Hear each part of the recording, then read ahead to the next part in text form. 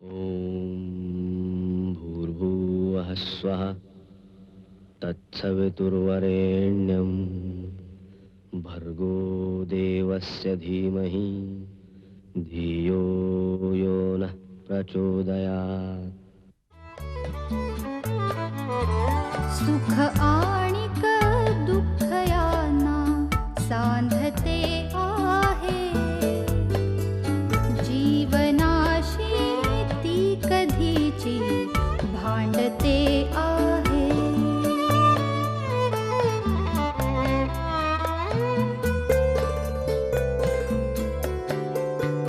दोन डोळ्यांनी मुक्याने बोलताना ती वेगळे काहीतरी बघ सांगते आहे।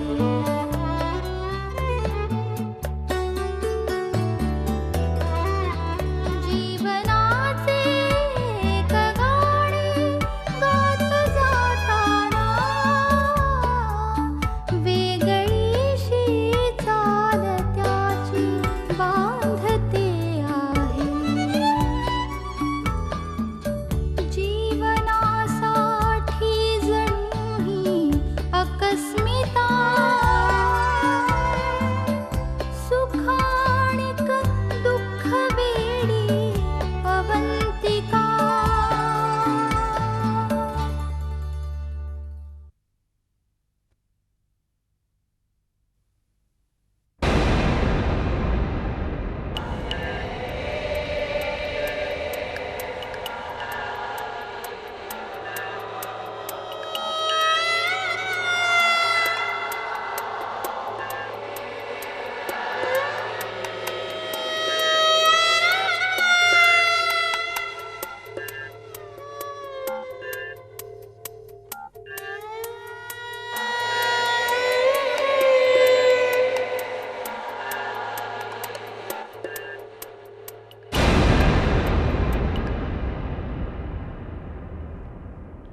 मैथिली,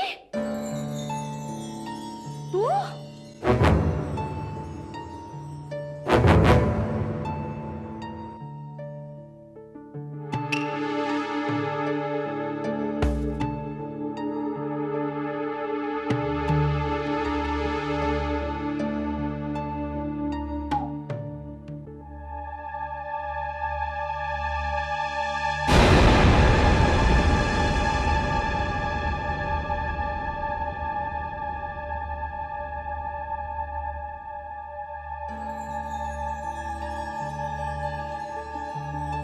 अभी अभी अभी अभी तुम्ही तुम्ही कसे काय आलात आधी? बाळाला खूप ताप आला म्हणून आम्ही आलो। फोन करायचं ना, फोन का नाही केला? करत होते वहिनी साहेब, ह्याला काय बरं नाही का? ताप आलाय। मी ह्याला घेऊन जातो डॉक्टरकडे, तिच्याकडे बघा, लक्षात आहे काही नाही, चक्कर आली तिला, आतमध्ये बेडवरती झोपत. अभी तुम्ही ह्याला सांभाळा. पण आता काय घडलं हे कळता का मध्ये कळलं का?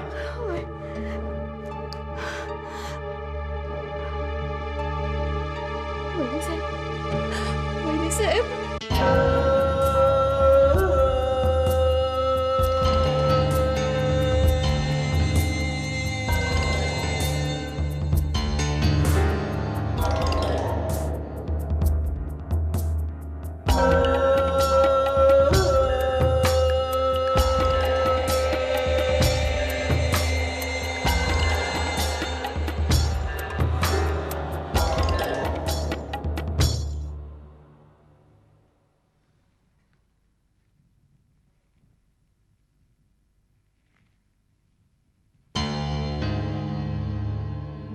सुलभा, कशाला काळजी करतेस एवढी? अहो सलील आणि रीमा अजून आले नाहीत हो. येतील का? त्यांना काय आज पहिल्यांदा उशीर झालाय का? काही नाही हो, मनात नाही नाही ते विचार येतात. तुम्हाला सांगू, आज संध्याकाळी कधी नव्हे ती मला झोप लागली. अचानक जाग आली. कसलंसं विचित्र स्वप्न पडलं होतं. कसलं स्वप्न ते काही मला नीट आठवत नाही, पण जाग आली ना तेव्हापासून मनाला कसली तरी हुरहुर लागून राहिली. तिने संजयला देवाला दिवा लावायला म्हणून गेले तर अचानक वातच विझून गेली. हे बघ तू भलते सलते विचार करू नकोस. अगं संध्याकाळी वारा सुटला होता ना. तरी सुद्धा काळजी वाटतेच ना हो. तुम्हाला माहितीये त्या गोडबोले काकू सांगत होत्या मागच्या बंगल्यात ते दिवाण राहतात ना, हा. त्यांचा मुलगा परवा स्कूटरवरून येत होता ना, तर स्ट्रीट लाईट्सच नव्हते. अचानक समोर खड्डा आला, त्याला कळलंच नाही आणि एवढा जबरदस्त ऍक्सिडेंट झाला ना. आता व्हायचं असलं तर ते कधीही कुठेही होतं, हो की नाही? हो, पण काळजी लागतेच ना. आता यांना कळायला नको का? आपल्याला आई बापाला काळजी लागायची राहते का? ते बघ आलं. काय रे, किती रे उशीर? अगं पण तू कशाला माझी वाट बघत जातेस? अरे पण काळजी वाटतेच ना. अरे काळजी करा, मी काय कुकुला बाळ आहे का? आता चांगला मोठा झालोय मी आता. मला एवढंच म्हणायचं होतं, जपा स्वतःला. सॉरी आई, एवढा उशीर नाही होणार आता पुन्हा. तू पण ना आई. अरे ऍक्च्युली ते दिवाणाच्या मुलाचा ऍक्सिडेंट झाला ना, म्हणून बहुतेक चिंता करत असतील त्या. हे बघ, मला काही होणार नाहीये. आपल्या घरच्या सगळ्या लोकांना दीर्घायुष्य आहे, कळलं ना?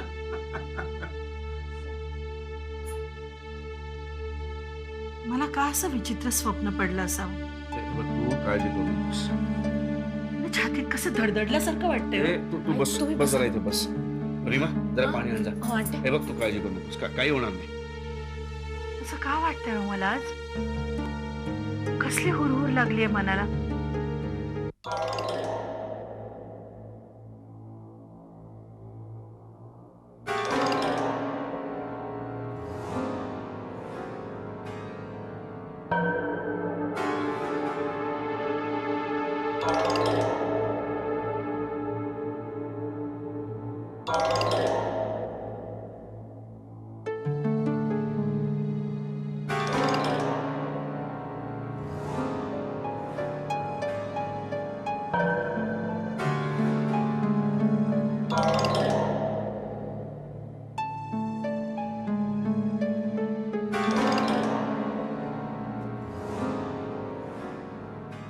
रुक्मिणी, तू अशी का उभी आहेस इथे?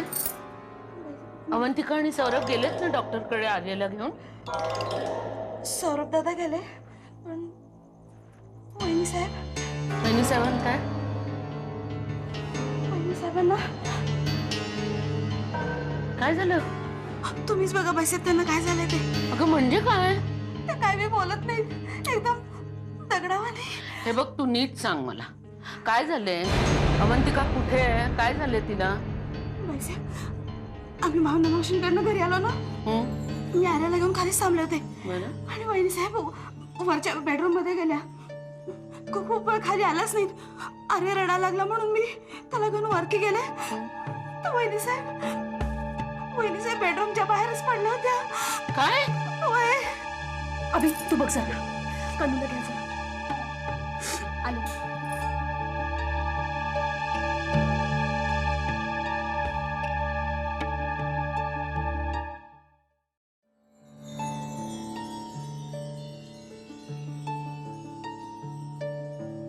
अभि, अभि काय झालं तुला? बोल ना अभि. अभि असं का करते? अवी, ए अवी, अवी बरं वाटत नाहीये का? बोल ना अभि, काय झालं? मला सांग ना काय झालं. तू बोलत का नाही आहेस? अवी, अवी बोल ना काहीतरी प्लीज. अवंतिका बोला ना काहीतरी. अवी, अवी काय होतंय तुला? ए अवी, आपण एक काम करूया, आपण डॉक्टरना बोलवूया. नाही नाही, सौरभला घेऊ दे. ममा पण ही काही बोलत का नाहीये? अवी,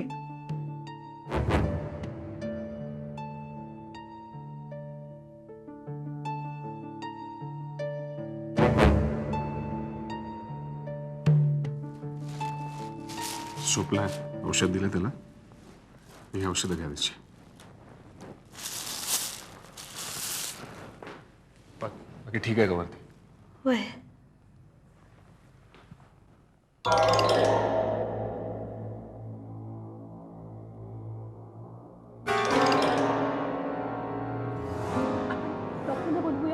नाही सौरभला येऊ देत. मम्मा ही काही बोलत का नाहीये अवी. दिस इज व्हेरी स्ट्रेंज. बोल ना, अवी बोल ना अभि. अभि, काहीतरी बोल. आलात तुम्ही सौरभ? यांना काय झालंय? काय झालेलं सौरभ? मला माहित नाही. मी निखिलच्या साखरपुड्यासाठी तयार होत होतो. कपडे घालून तयार होऊन बाहेर पडलं तर मला ही बाहेर पडलेली दिसली. आणि तेवढ्यात रुक्मिणीबाई आल्या, त्यांनी सावरलं आणि आर्य रडत होता खूप. त्याला त्याचं टेम्परेचर वाढत होतं. त्याला डॉक्टरकडे नेणं आवश्यक होतं. त्यामुळे लगेच निघालो त्याला घेऊन. पण अजूनही अशीच ही सावरली.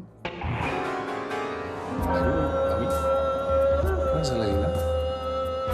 तुम्हालाच माहिती. मला खरंच माहित नाही. मी सांगितलं तेवढंच.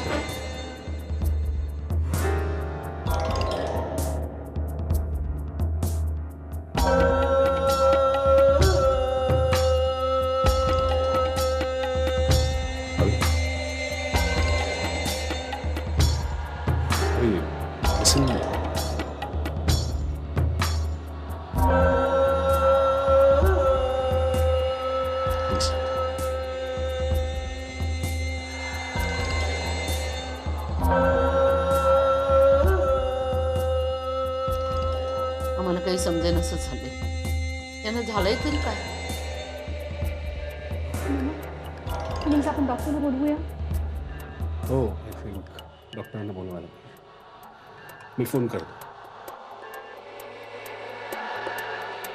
अभि बोल ना please. Abhi please listen to me. मला सांग तरी काय झालंय. अभि प्लीज प्लीज बोल ना. तू काय करतेस ग? तू काय बोललीस ते कसं कळणार? रुक्मिणी मगाशी सगळ्यांच्या समोर विचारता नाही आलं. पण खरं सांग इथे काय घडलं? मला नाही माहिती बाईसाहेब. रुक्मिणी तू आमच्यापासून काहीतरी लपवतीयस. कुठे काय बाईसाहेब? खरं काय ते सांग रुक्मिणी. बाईसाहेब, आम्ही आल्यावर मी मैथिलीला घरातून बाहेर जाताना बघितलं. मैथिली? वय, मैथिली काय करत होती इथे? मला नाही माहिती बाईसाहेब. मी जे बघितलं ते सांगितलं. म्हणजे म्हणजे याचा अर्थ मैथिलीला आणि सौरभला.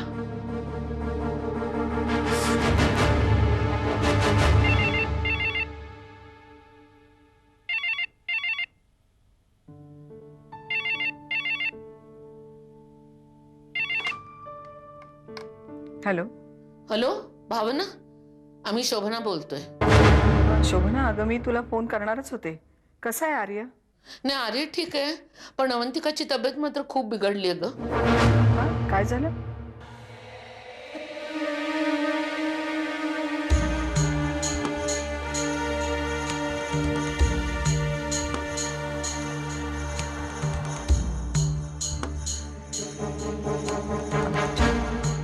How strange.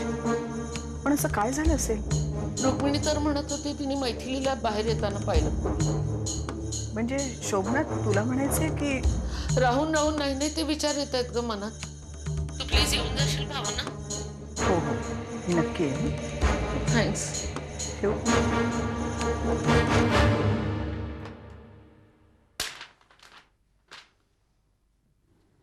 काय झालं आई?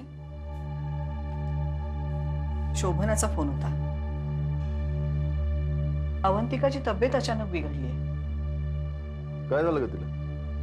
तिनं कसला तरी शॉक घेतलाय म्हणे. कसला शॉक? आई म्हणजे त्या काय ग? काय नाही, मी आता जाऊन येईन ना. गेल्याशिवाय कसं कळणार मला. पूर्वा, तू जरा जेवायचं बघतेस? हो.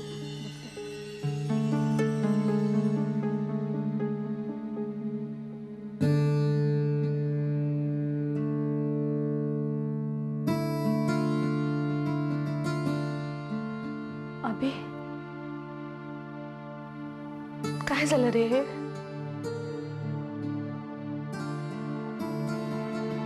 ऐश, डॉक्टर म्हणाले की बहुतेक तिने कसला तरी शॉक घेतल्यासारखं वाटतंय.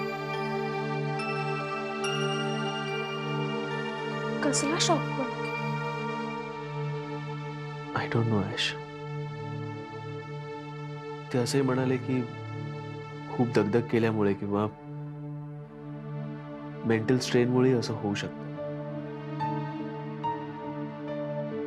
कसलं मेंटली टेन्शन मला काही कळत नाही Abhi. I don't know Ash. पण डॉक्टर म्हणाले डिलिव्हरी नंतर कधी कधी असं होतं, तुम्ही काळजी करू नका. मम्मा अभि 3 तास हलत नाहीये, बोलत नाहीये आणि तुम्ही म्हणता काळजी करू नको. दिस इज समथिंग व्हेरी सिरियस. डॉक्टरांचं काय आहे हो, ते तर नेहमीच म्हणतात इट इज नथिंग सिरियस म्हणून, पण काळजी करू नये म्हणून असं म्हणतात ते. अश्विनी, तुम्ही फार काळजी करता. डॉक्टरांनी त्यांना झोपेचं इंजेक्शन दिले. रात्रभर त्यांना झोप लागेल, विश्रांती मिळेल, सकाळी उठल्यावर त्यांना बरं वाटेल. बघा तुम्ही. तसं झालं तर खूपच बरं होईल मम्मा. वाटत नाहीये मम्मा.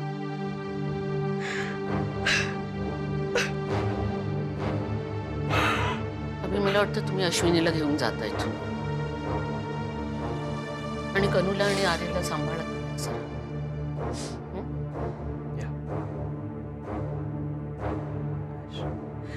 अभि पण तू बघतोयस ना. तिला थोडा वेळ आराम करू. She is going to be okay.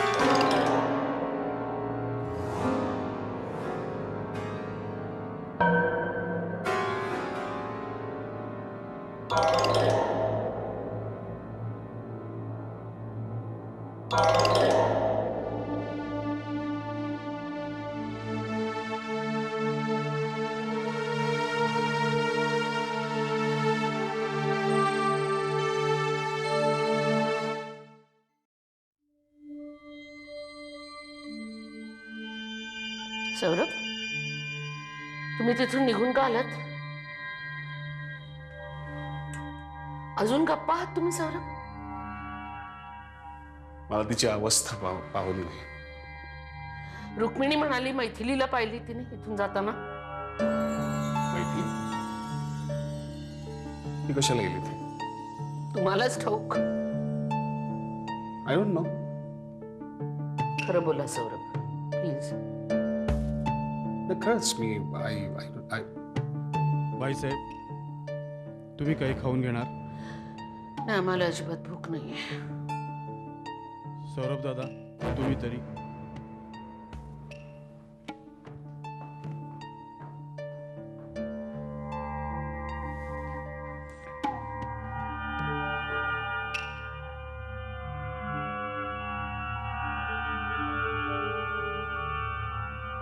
रवी, मला तुला हे कधीपासून सांगायचं होतं, पण कधी सांगताच आलं नाही. कारण मला भीती होती तू कशी रिॲक्ट. साधं विलासचं प्रकरण कळल्यावर तू किती अपसेट झाली होतीस, किती चिडली होतीस. त्यामुळे हे सगळं खरं कळल्यावर मला भीती होती मी तुला गमावून बसेन म्हणून.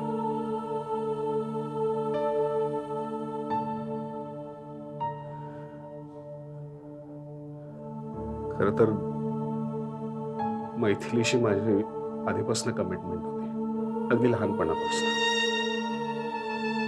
मामांच्या हट्टापायी मी तुझ्याशी लग्न केलं. खरं व्यवहारापायी लग्न केलं, पण तुझ्या गुणांवर, तुझ्या स्वभावावर, तुझ्या रूपावर मी फिरा झालो. मी तुझ्यातच गुंतत गेलो. एकीकडे मैथिलीशी कमिटमेंट, दुसरीकडे तुझ्यावरचं प्रेम. मी मधल्यामध्ये ओढला गेलो. काही काळापुरतं तर मी मैथिलीकडे दुर्लक्षही केलं. इनफॅक्ट मी तुम्हाला दोघींनाही न्याय नाही देऊ शकलो. सॉरी. प्लीज माझी बाजू समजून घे, प्लीज. तूच मला समजलंस मला क्षमा कर.